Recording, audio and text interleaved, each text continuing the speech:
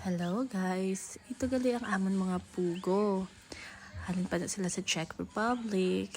Tapos, nabakal na siya sa June. Now, they are babies pa. Amo na siya ang man. Tapos, now sila sa guwaan kay medyo, and then parang mga June na ni. Thank you for the eggs. May nakita na akong isa.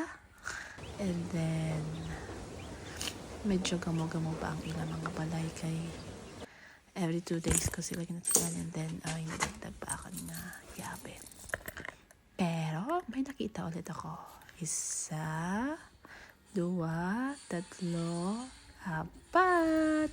So, thank you so much mga alaga kong pugo. So, another last time nakuha ko na siya. Another isa. And then, natingob na siya luto. Together with the bee.